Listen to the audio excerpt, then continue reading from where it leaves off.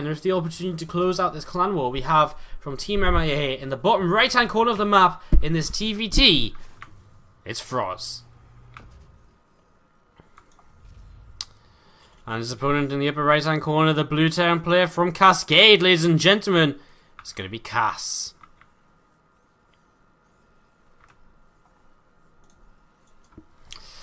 Both players open with the gas first, going into a barracks now.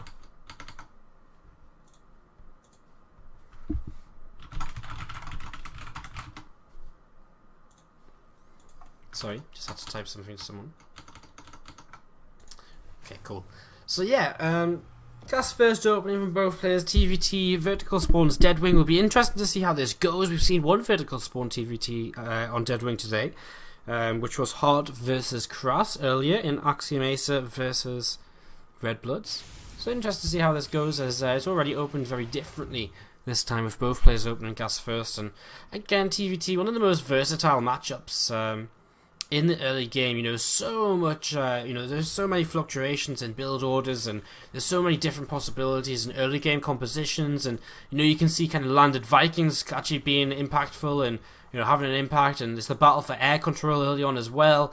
And yeah, I really love early game TVT. I think it's really cool to watch, and already we're seeing differences in these two builds. As the second Marine comes out for frozz, back on the other side of the map, Cass is investing into a Reaper to try and get a little bit of scouting information, see what's going on, see what's up here in the early stages of this game. Refinery going to come down onto this on this main base,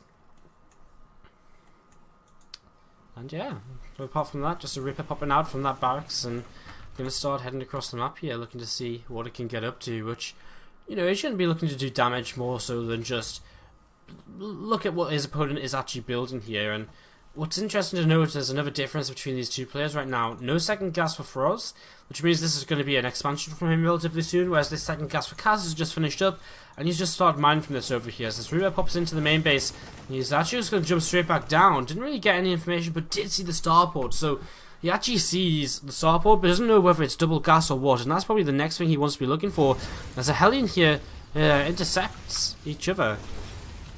And both players deciding to turn away from that fight at the same time, as the Reaper going to be able to come in from Cass and tilt that into his favour. But second Hellion here for frozz, and just going to sit on this ramp and defend for now. As again, he's opening with basically this pressure build, where he's going with just a single gas. His command center will come down a lot sooner, most likely. Whereas Cass with double gas will be taking cloak mode. Maybe actually not. He's actually going for a Raven, sorry. So if it was Banshees, he would have got cloak Banshees, but he's going for a Raven instead.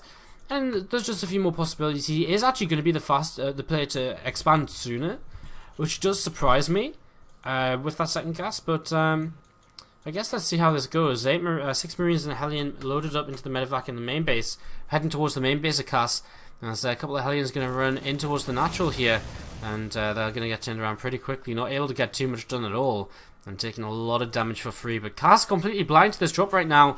Does not see it unloading as the Raven does pop out. And that Raven going to start moving forwards, but has to be careful. Doesn't want to run into these Marines. And as another Hellion crosses the map here, Cass is going to start being in a little spot of trouble. As frozz advances towards his mineral line, this Raven in a lot of trouble. It's going to go down. That's such a huge investment early in the game. And to lose it for absolutely nothing is really, really bad here. And Cass in a little bit of trouble. This Hellions move towards the third natural, and they do delay that for a little bit here. But other than that, nothing too major. Viking will move away before this gets targeted down by these units, and SCVs continue to be pulled here, and these Marines have to just stick around, and they're going to pick off a Hellion. This Tech Lab might burn down, 30 health left on it. frozz trying to kill that off just so that he could stop his opponent from being able to build a Banshee or so, and that Tech Lab will go down. Not sure about the importance of replacing the starport, maybe not realizing it was burning and wanted to put the factory on top of it. Either way, Cass, how much damage did he really take there? 4 workers killed is not so bad. His command center got delayed a little bit, but it's still ahead of the command center of frozz. That's frozz with the first tank popping out right now. A Viking as well, and a few Marines. Probably just going to be looking to sit here defensively for a little while as Cass moves out on the map with this Viking along the right hand side. So moving along the right hand side here with this Viking, looking to see what what he can, well, looking to see whatever he can see, which might not be very much for now. Just moving along here with this as we wait to see what the next couple of movements will be in this game. A couple of extra barracks finishing up for frozz here nice and quickly. That's something which Cass has yet to build, so just actually adding on his extra barracks now. Going to be dropping a barracks onto that tech lab to start up stim nice and quick. Doesn't want to delay that for too long.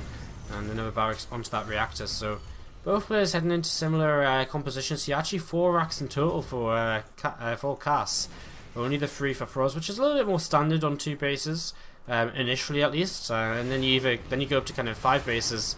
Sorry, then you go up to 5 racks, or you take a 3rd base and then 5 racks and then 8 racks, are kind of the numbers you generally kind of look towards.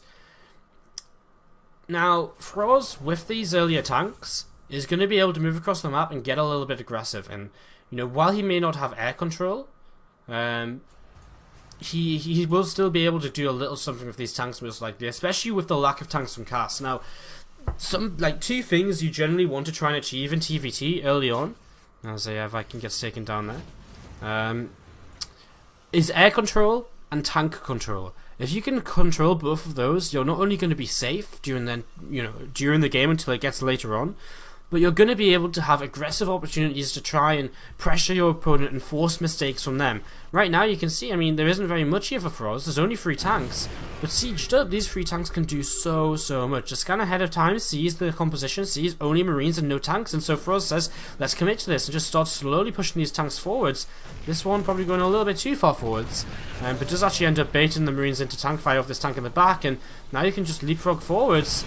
And, you know, with pure marine, you can't really fight into this. No stim, no combat shields. You can't fight into this at all. And Cass is actually starting to pull SCVs into this. Only 1 tank sieged up, actually, but, you know, this 1 tank in the back is actually target fighting the marines to make sure he can take down as much of the army as possible, which allows frozz to just keep moving forwards. And all of a sudden, frozz is on double the supply of his opponent, and, you know, tank control. Cass, happy face.